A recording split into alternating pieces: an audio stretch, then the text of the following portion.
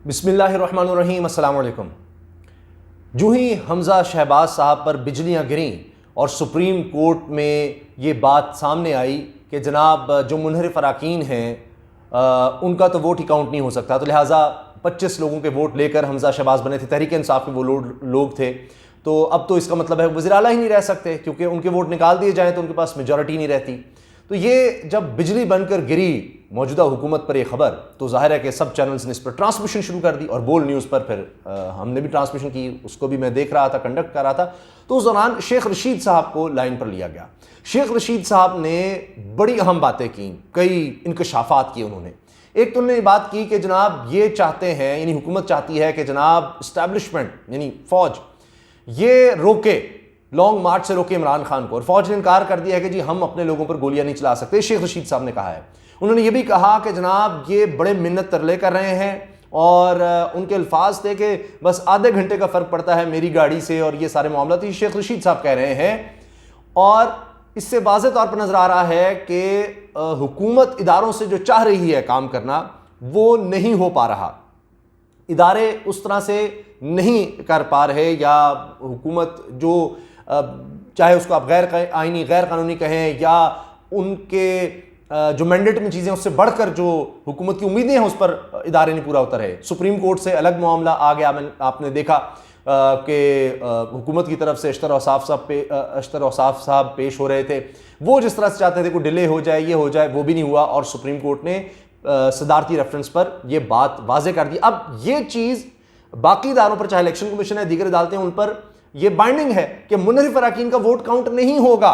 तो जब हमजा की हुकूमत ही नहीं बन सकी थी, वज़ीर आला थे, वही काम गया, तो बाकी सब गए। अब इस तरह से नज़र आ रहा है कि सुप्रीम कोर्ट से उम्मीदें पूरी नहीं हो रही, एस्टैब्लिशमेंट से उम्मीदें पूरी नहीं हो रही। फवाद चौधरी साहब जो हैं वो तो ये कहते हैं कि जनाब अब तो शहबाज शरीफ भी गए, तो किसी भी तरह से किसी इदारे से इनकी उम्मीदें पूरी नहीं हो रही। अब देखिए कि होता क्या है। जावेद चौधरी साहब वो अपने कॉलम में लिखते हैं कि जनाब ये हुकूमत कह रही है एस्टैब्लिशमेंट से कि जी आप रोकें इमरान खान के लॉन्ग मार्च को, आप रोकें, आप इसको संभालें। कई और इस तरह के साफ़ी जनाब भी बात कर चुके हैं कि ये तय हुआ था कि जी इमरान को इस्टेब्लिशमेंट संभालेगी, ये बात की जा रही है। जावेद चौधरी साहब की बकौल कि जी इस्टेब्लिशमेंट कह रही है कि हम क्यों अपने हाथ गंदे करें, हम क्यों इस मामले में आए, हमें नहीं आना, आपने जो करना है करते रहें। अब राना सनाउल्लाह साहब वैसे तो कह रहे हैं कि जनाब वरना राना सनाउल्लाह काफ़ी थे अगर आशीर्वाद मिल जाती। राना सनाउल्लाह कह तो रहे थे जी 20 बंदे भी ना निकले अगर मैं चाहूँ, लेकिन उनको ये डर है हमने अकेले संभालने की कोशिश की तो मामला ख़राब हो जाएगा, हम आगे बढ़े, यानी इमरान खान काबू करने के लिए, कोई जेल में डालने के लिए या फोर्स यूज़ करने के लिए, लॉन्ग मार्च को रोकने के लिए हमने कुछ ऐसा किया तो वो मॉडल टाउन वाला वाक़या हो जाएगा फिर। तो इससे ये घबरा रही है हुकूमत, ये चाहती है इस्टेब्लिशमेंट करे। अब इसी तरह से कुछ दीगर इदारे भी हैं जिनसे जनाब हुकूमत की जो उम्मीदें पूरी नहीं हो रही, इन्होंने अपने लोग लगाने की कोशिश तो की। अब तो लोग ये कह रहे हैं कि पता नहीं हर जगह से तो लोगों को हटा रहे हैं, हर इदारे से लोगों को हटा रहे हैं, अपने मनपसंद लोग लेकर आ रही है हुकूमत कि हम इस तरह से चीज़ों को कंट्रोल कर लेंगे। सिर्फ एक चीफ जस्टिस का एक आप समझिए या सुप्रीम कोर्ट का इदारा है, वहाँ इनकी नहीं चल रही, और इसी तरह से फौज कि वहाँ पर ये उस तरह से अपने बंदे नहीं लगा सकते, अचानक से हटा नहीं सकते, वरना तो बाकी काम इन्होंने किया। अब क्या हो रहा है, एक और अहम आईनी ओहदा जहाँ पर तब्दीली होने जा रही है।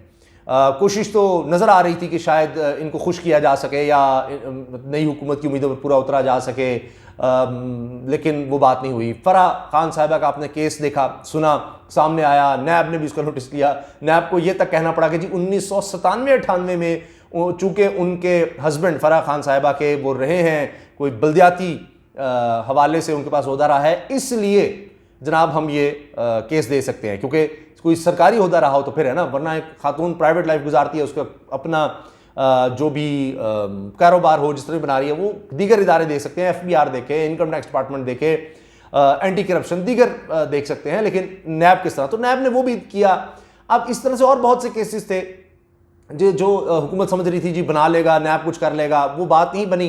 तो अब जनाब हुकूमत ने कहा जी चेयरमैन नैब को हटाओ, चेयरमैन नैब कोई और लेकर आएंगे। यही नहीं, नैब के पर काटने हैं, बाजू काट देने हैं, टांगें काट देनी है, दांत निकाल देने हैं, कुछ भी नहीं छोड़ना, क्योंकि 31 तरामीम याद है जब इमरान खान साहब कहते थे मुझसे NRO मांगते हैं, NRO मांगते हैं, या NRO दे दूं सब ठीक हो जाएगा, तब भी इसी तरह ये कोई 30 से ज़्यादा तरामीम थी, वही लेकर आनी है कि जनाब इतने रुपयों से नीचे का मामला होगा, तो नैब नहीं देख सकता, फलां का नहीं देख सकता, सज़ा इतनी कम होगी, कोई बयान नहीं दे सकते ये लोग, और इतने महीनों तक प्रूव नहीं कर सकेंगे तो जनाब वो केस ही ख़त्म हो जाएगा, ज़मानत मिल जाएगी, ये वो सारा। तो अब आप देखिए कि ख़बरें क्या आ रही हैं कि इन्होंने असल में, इनको नज़र आ रहा है कि गैर मकबूल होते चले जा रहे हैं और कोई मामला नहीं समझ रहे हैं, लेकिन अब इतना कुछ कर दिया, जब इतनी इन्वेस्टमेंट कर दी, लोटे भी साथ मिलाए, सारा कुछ कर दिया, तो अब वैसे कैसे जाएं। मौलाना फजलुर रहमान साहब का बयान आ गया है कि जी इस्लाहात के बगैर नहीं, इलेक्शन तो तय है, हमने इलेक्शन में जाना ही जाना है, ये फजलुर रहमान साहब का बयान है, लेकिन इस्लाहात करके, यानी नैब के पर काट के, अपने केसेस खत्म करवा कर, और ये चीज़ें। इसी तरह से सीनियर सहाफ़ी ये चीज़ बता रहे हैं कि जनाब ये इत्तेहादी जमातों में तय हुआ है कि हाँ हमने ना 2023 का कह दो कि ताकि लगे कि लॉन्ग टर्म, लेकिन प्रेशर देखेंगे, इस्लाहात तो करें ना। इस्लाहात का मैं बार बार आपको बता रहा हूँ, जिसको इमरान खान NRO कहते रहे, खुद आकर अब अपने आप को NRO दिया जा रहा है। तो इसीलिए अब बड़े बड़े ओहदों से लोगों को फारिग किया गया, FI में अपने लोग ले आए, FBR में, इसके बावजूद कि कहा गया कि जी FBR की कारकर्दगी बहुत अच्छी है। मुफ्ती इस्माइल साहब ने कहा कि जी बड़ा ज़बरदस्त इन्होंने काम किया है, लेकिन FBR के चेयरमैन को हटा दिया।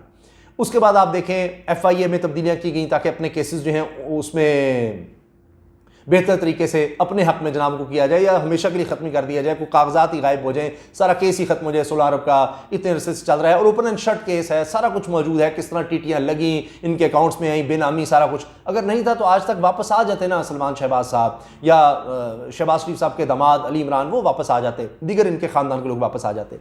तो उस हवाले से आप देखें इन्होंने क्या किया, ECL का इन्होंने मामला कर लिया, अच्छा जी वो भी अपने हक में कर लिया। स्टेट बैंक में जनाब आप देखिए कि चले रज़ा बाक़िर साहब का जो कॉन्ट्रैक्ट था वो पूरा हुआ, उधर भी इन्होंने अपनी मर्जी कर ली। इसके अलावा चेयरमैन बाबडा तो खुद ही छोड़कर चले गए, जो मतलब हरकतें हो रही थी उसकी वजह से और जिस तरह के सवाल पूछे जा रहे थे। अब बाकी जो अहम ओहदे रह गए, मैंने आपको कुछ तो हटा ही नहीं सकते। अब चेयरमैन नैब का है, तो अब वो भी इन्होंने सोचा है कि जनाब फारिग करते हैं। ये बड़ी खबर सामने आ गई, लेकिन अब ये कर रहे हैं कि चलो जी वहाँ तो नहीं हो सके, उस तरह केस नहीं बनाया जा सके, क्योंकि इन्होंने बड़ी कोशिश की मज़हब कार्ड का इस्तेमाल करने की, वो नहीं चल सका। फिर इन्होंने सियालकोट में देख लिया जनाब गिरफ्तारियाँ करके कि अच्छा ये जलसों को रोकने के लिए, वो भी नहीं चल सका। तोशा खाना की बड़ी बात की, वो भी उल्टा पड़ गया, क्योंकि अभी सऊदी अरब गए तो जो तोहफ़ मिले उनका मामला खुद गले पड़ गया। तो तोशा खाना कहने का जी ये तोशा खान है, इमरान खान ये कर दिया वो कर दिया, बड़ा आपने देखा मीडिया में उठाया, बात नहीं बन सकी। हेलीकॉप्टर का मामला भी उठाया, इमरान खान हेलीकॉप्टर इस्तेमाल करता है, ये कर दिया वो कर दिया, वो भी नहीं बन सका। फराह खान साहिबा के केस को इन्होंने इमरान खान से जोड़ने की बड़ी कोशिश की, बड़े अरसे तक करते रहे, नैब वाला भी मामला चला, लेकिन नहीं बन सका। तो इनकी उम्मीदों पर इदारे पूरे नहीं उतर रहे, लिहाजा जनाब अब ये काम किया गया कि उनको हटाओ और ख़ुद बीच में आओ कि अब उस्मान बुज़दार साहब के हवाले से 10 अरब रुपए का केस बनाने का कहा गया।